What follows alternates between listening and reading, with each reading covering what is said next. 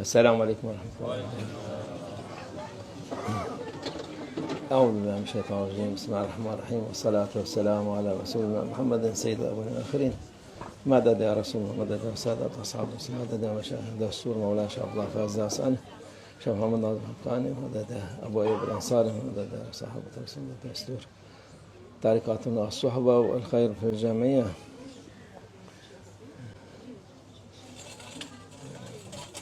Bismillahirrahmanirrahim. İnnallâhe yuhibbul muhsinin. Allah ihsan edenleri sever. İhsan eden insanlar Allah Azze ve Celle'nin yanında makbul insanlardır. Onlar kimdir? İhsan eden insanlar başta insanlara ihsan eden Allah Azze ve Celle onun sevdiği kullar, en sevdiği kullar peygamberler. Allah'ın sevdiği kullar, ihsan eden kullar, eden demek her türlü iyiliği yapan insanlara her türlü güzelliği veren insanlardır. En büyük ihsan eden de Peygamber Efendimiz Muhammed sallallahu aleyhi ve sellem en büyük odur. Ondan sonra peygamberler, ondan sonra sahabeler de evliyalar, ulemalar, meşayihler, bu ihsan, insanlara iyilik, güzellik gösteren, veren onlardır. Allah'ın sevdiği şeyleri onlar da sever. Allah ihsan edenleri sever diyor. Onlar da ellerinden ne varsa Allah yolunda verirler. Allah için verirler. Allah'a şükür bu yollarda onlarla beraber olduk. Onlarla beraber Peygamber Efendimiz sallallahu aleyhi ve sellem'le beraber o aynı yolu gösterdiler. Bize güzel yolları gösterdiler. O güzel günleri de onlarla beraber yaşadık Allah'a şükür. Şeyh Efendi tabi Şeyh Nazım Hazretleri onun cömertliğine, ihsanlığına kimse yetişemez. Bu dünyada hele bu vakitte hiç onun zerresi kadar bile olamaz kimse. O kadar Allah'ın aşkıyla insanlara ihsan vermiş, yapmış. Tabii onun hayatı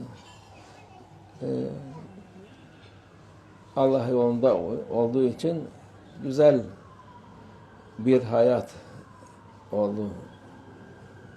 Tabii eziyet dünya bakımından dünyanın maişetine, insanların çektiği sıkıntılara göre çok darlık, eziyet falan çekti Şeyh Efendi, ama Allah yolunda olduğu için ona tesir etmedi. Onun yolundan ayırmadı, yolunu şaşırtmadı. İnsanlara güzellik gösterdi.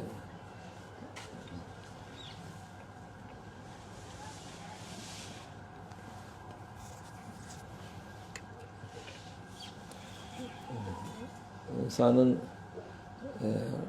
kaderi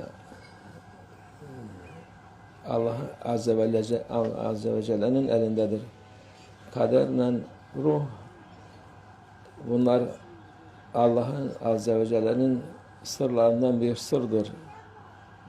Şeyh Efendi'nin kaderi işte bu başta İstanbul'a gelip üniversiteyi okuyup bitirmeden Allah yolun için, Allah aşkı için onu bırakıp da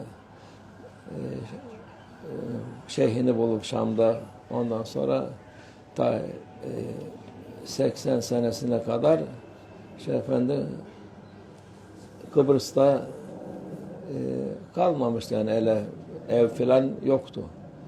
80 senesinde işte Şam'dan artık tecelli Kıbrıs'a intikal etti diye Şam'ı bıraktı.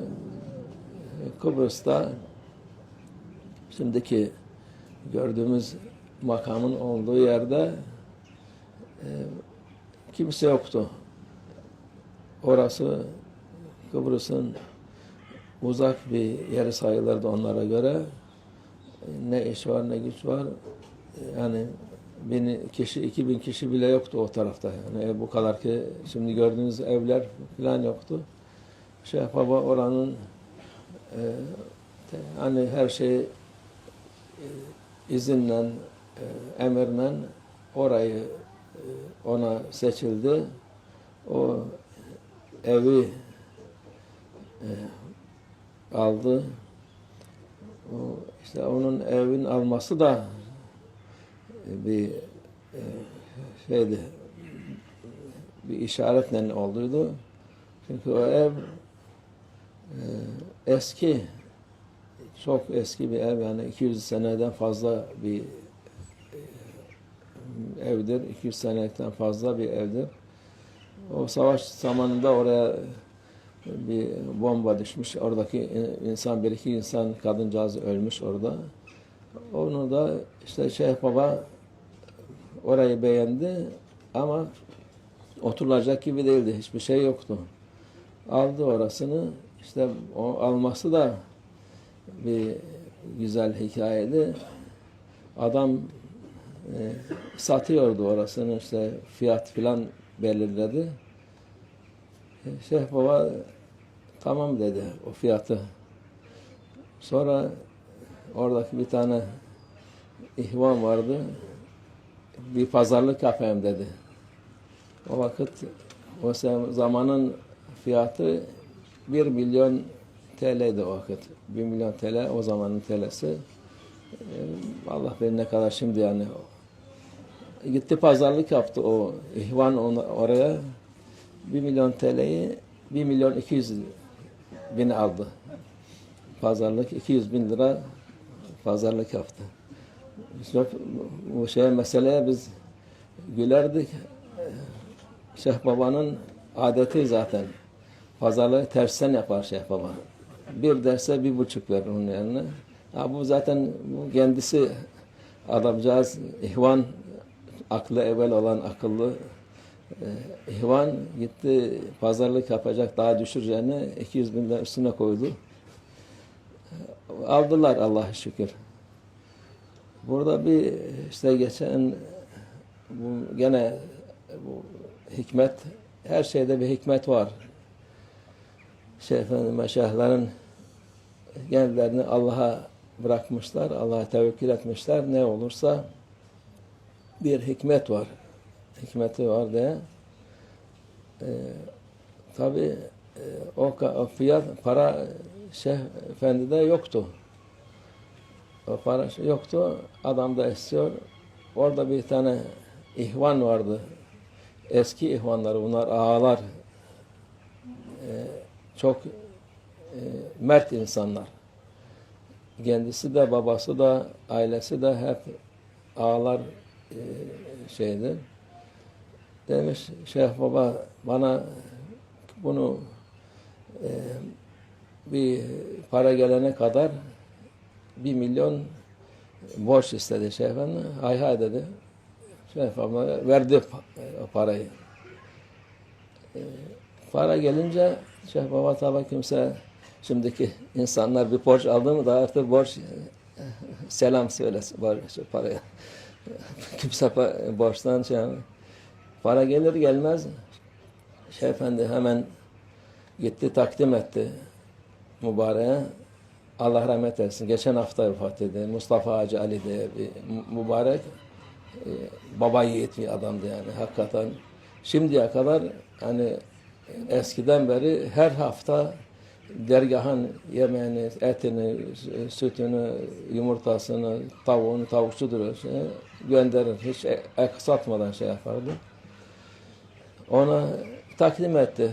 Adam dedi ben bunu almak için vermedim.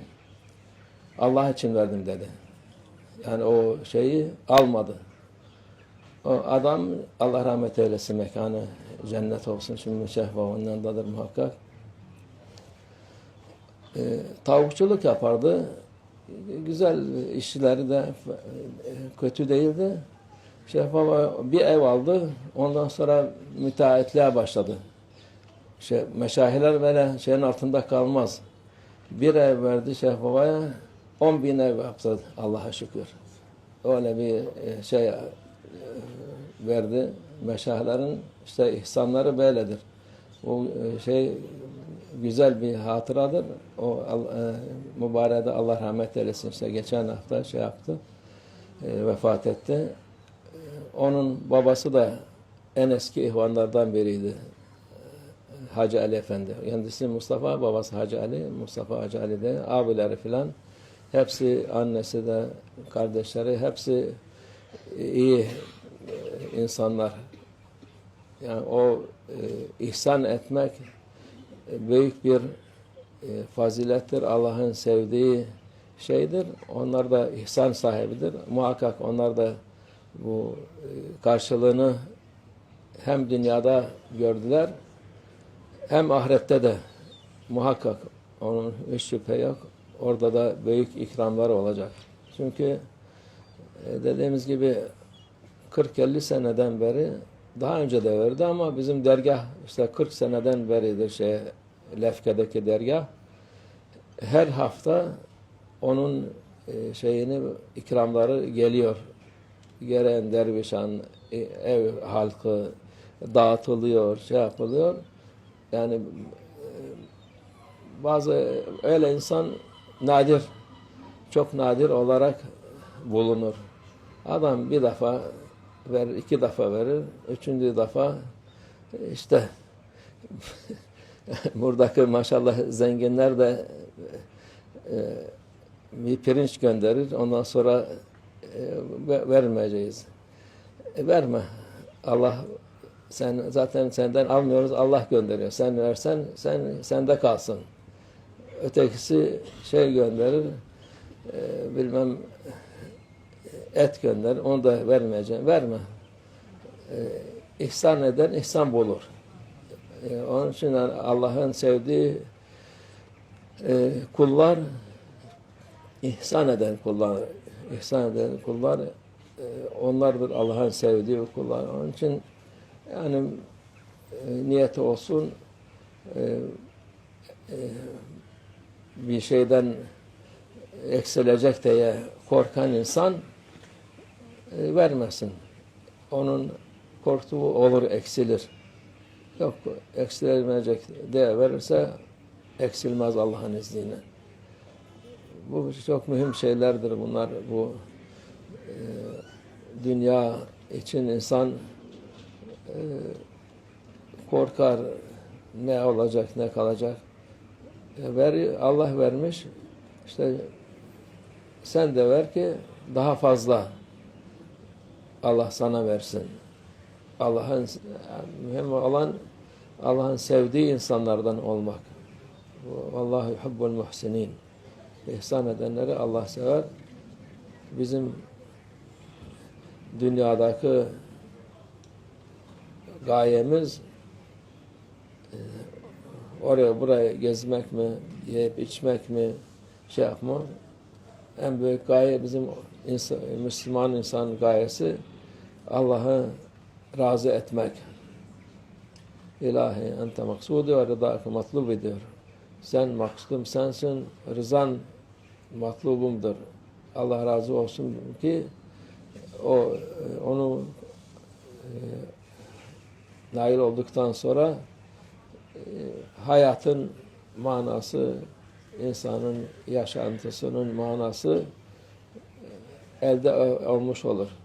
Çünkü çoğu insan ne yaşıyoruz, neye geldik, neye gidiyoruz. Vallahi Allah sana her şeyi vermiş. Sen onun istediğini yapmazsan, sen ne yaparsan hiçbir fayda etmez. hiçbir kıymeti yok. Dünyada da sana kıymet olmaz, ahirette de kıymet olmaz. Onun için insanoğlu